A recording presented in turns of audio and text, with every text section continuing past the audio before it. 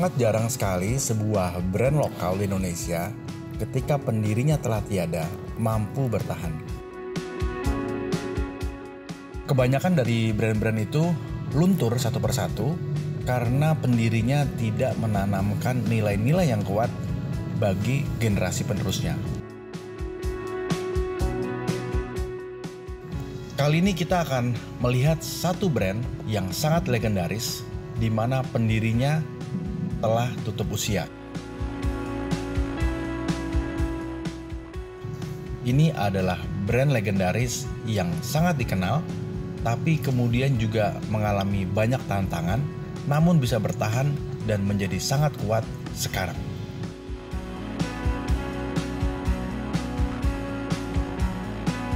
Saya Artos Biantoro, seorang peneliti dan pemerhati brand-brand lokal di seluruh Indonesia. Inilah dia, Iwan Tirta.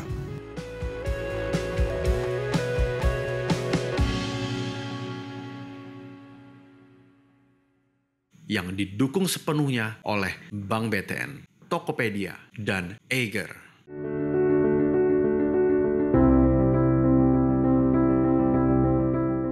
Ini kan jarang sekali ya satu brand yang bisa ditarik seperti ini panjang dan kemudian punya cerita bahkan potensi inovasi yang jauh melebihi mungkin foundernya.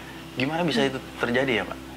Oke, jadi sebenarnya kalau dari apa yang kami bersama di perusahaan pahami mengenai seorang Iwan Tirta adalah tentang inovasinya. Jadi pada saat beliau hidup pun pada saat beliau memulai karirnya di batik ini juga beliau sudah melakukan inovasi. Jadi apa yang kita teruskan adalah terus melakukan inovasi itu. Kalau beliau dulu inovasinya lebih ke membawa batik ke dalam bahan-bahan yang mewah dengan sutranya, dengan organza. Lalu kira-kira apa sih yang bisa kami lakukan lagi dalam hal inovasi? Contohnya misalnya dengan kolaborasi. Jadi kami berkolaborasi dengan beberapa fashion designers, juga desainer aksesoris. Lalu kami juga melakukan beberapa kolaborasi dengan brand-brand internasional.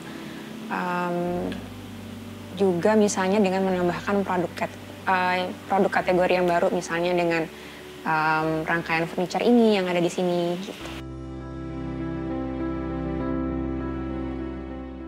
Nah, inovasi ini dengan kolaborasi tadi sebenarnya kalau kita mengacu kepada brand yang ada di luar, itu modelnya juga sama nggak sih sebenarnya? Sebenarnya sama. Model jadi kolaborasi, kerjasama dengan desainer gitu ya? Betul. Karena dengan kolaborasi kami masih percaya bahwa itu bisa memperluas lagi segmentasi kami sih. Kayak misalnya dengan Iwan Tirta kita tahu mungkin segmennya kesannya kok tua gitu. Tapi dengan fashion designer di mana mereka punya segmen sendiri lagi sehingga menyediakan lebih luas gitu kan. Jadi kalau mengenai kolaborasi dengan brand-brand internasional, misalnya kami kemudian dipercaya oleh Walt Disney Indonesia untuk membuat satu karya yang bisa mengimplementasikan karakter Mickey Mouse sebagai karakter klasiknya mereka ke dalam motif batik. Oh ya? Ya, itu kami merasa kolaborasi yang bisa mengaspirasi juga untuk generasi muda. Lebih jauh lagi kami dipercaya juga melakukan kolaborasi membuat sebuah boneka Barbie dengan kostum batik. Itu adalah the first official Barbie batik in the world. Wow. Itu bahkan bisa mengaspirasi lagi generasi jauh lagi ke bawahnya lagi kan. Yang main Barbie kan umur-umur 7-10 tahun kan. Jadi untuk memperkenalkan batik juga ke mereka. Saya main Barbie juga. Terus juga kami berkolaborasi dengan St. Regis untuk membuat afternoon tea sebetulnya. Di mana ada kue-kue, ada coklat-coklat yang menggunakan motif batik di atasnya. Oke, menarik sekali. Inovasi dalam bentuk kolaborasi hari ini adalah sebuah keharusan. Karena kemudian brand equity dari brand itu sendiri akan jauh lebih cepat berkembang. karena masing-masing membawa nilai-nilai yang berbeda-beda dalam proses kolaborasi tersebut. Dan itu yang kita harus coba. Nah, terus tantangannya bagaimana inovasi itu kemudian bisa dieksekusi ya oleh tim dalam bentuk project dan lain-lain? Iya, tentunya kita sangat beruntung, kami sangat beruntung punya tim yang cukup solid lah. Jadi segala sesuatu tuh memang menjadi diskusi bersama antara misalnya dari sisi marketing, lalu dari sisi kreatif. Apa sih yang relevan, apa yang bisa menjadi inovasi yang menarik gitu, kita coba bicarakan bersama lah. Gitu. Sehingga kemudian mengenai pemilihan motif apa yang mau dipakai di produk tersebut itu tentunya atas diskusi bersama. Desainer-desainernya siapa aja? Oke, secara brand kami punya beberapa pilar produk. Jadi kami awalnya dari situ dulu. Secara kayak ada fashion kami berkolaborasi dengan Augustus Sastro, dengan Mel Ahyar, dan juga Cosilatu. Terus kami mengembangkan kategori produk untuk aksesoris dan tas. Di situ kami berkolaborasi dengan Rinaldi Yunardi, Bakteria, dan Runi Palar dari Runa Jewelry. Lalu untuk kategori Iwan Tirta Home Furniture, kami berkolaborasi dengan desainer interior Hidayat Endramukti. Oh, masuk ke furniture juga ya berarti ya? Iya. So, karpet? Iya, karpet, terus ada table, ada sofa juga. Oke. Pola kerjasama ini adalah model kerjasama yang memang kemudian juga diterima oleh para desainer itu. Artinya juga ada value tambahan juga ya para desainer itu ya. Ada kami sih berharap demikian ya. Legacy yang juga harus diteruskan bersama. Kami dalam melakukan kolaborasi harapannya sih tidak hanya menguntungkan buat kami tentunya, tapi juga di pihak kolaborator juga kami berharap mereka merasakan hal yang sama sih, bahwa kalau kami membuka pembicaraan dengan mereka gitu ya, tanggapannya satu kadang-kadang bingung mau diapain ya gitu. Kedua, mereka merasa bangga sih karena bisa membawa nama besar Iwan Tirta juga. Ya. Jadi sebagai pemilik brand lokal, kadang-kadang kita tuh selalu berpikir inovasi jauh banget ke depan. Padahal sebenarnya yang kita perlu lakukan adalah menanamkan inti tentang inovasi itu sendiri. Nanti generasi berikutnya atau penerus berikutnya itu akan menarik inovasi itu menjadi lebih baik dan semakin sempurna. Kita cukup menanamkan nilai-nilai inovasi di dalam proses berpikir brand kita.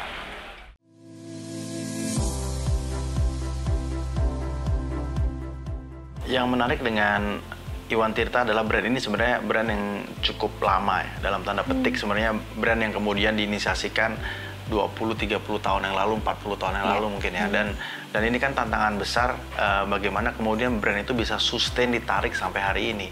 Dan apakah kemudian juga Iwan Tirta mulai berpikir tentang bagaimana berkomunikasi dengan market yang lebih muda, lebih millennials, dan kalaupun ada apa sih yang dilakukan misalnya media sosial atau lain-lain? Iya, millennials adalah generasi yang kita nggak bisa hindarin pastinya kan.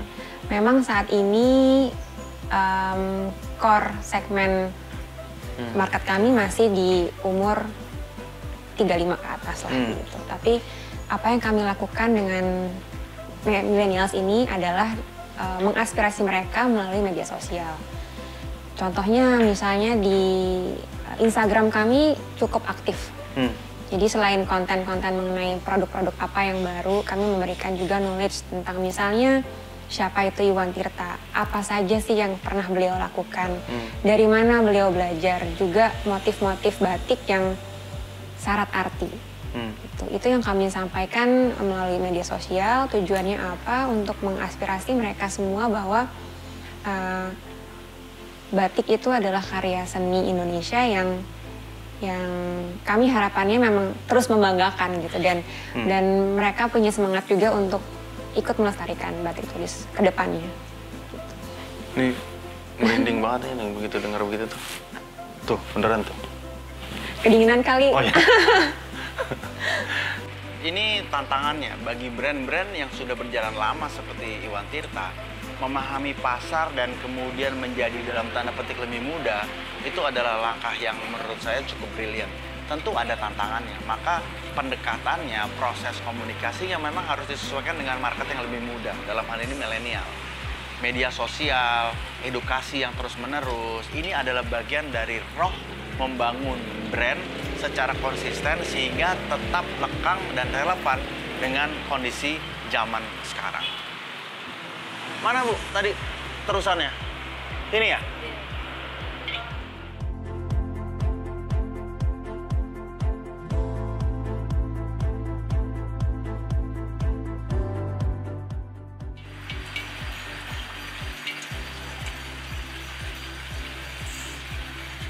Kalau gini nih,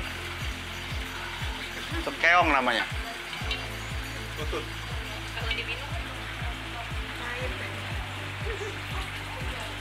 Gitu ya, Bu?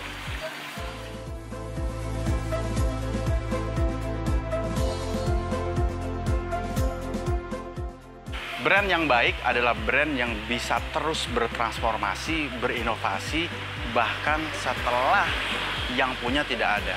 Hari ini kita bisa belajar dari sebuah brand seperti Iwan Tirta, di mana kemudian legasinya terus bisa bertahan, terus bisa berjalan, diteruskan oleh generasi-generasi berikutnya.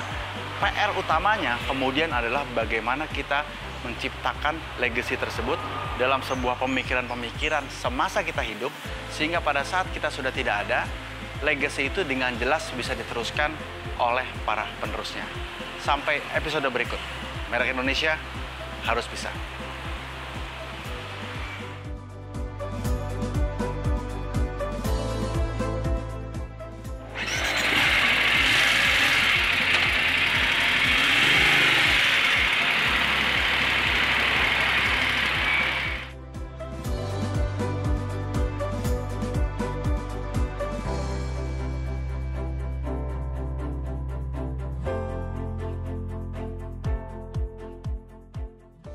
Unik itu...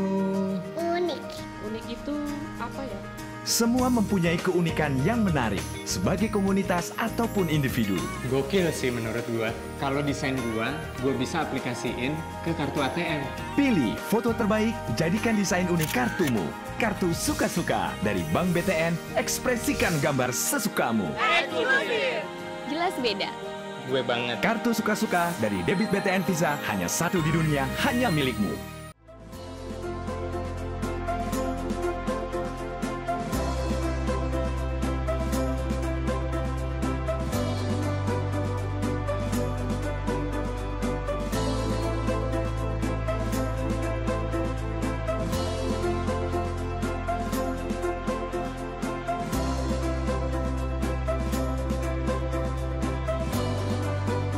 Sudah nonton kan? Kalau gitu tinggal support kami di subscriber button di samping atau di bawah ini. Dan juga follow kita di Instagram. Kalau enggak, saya sedih.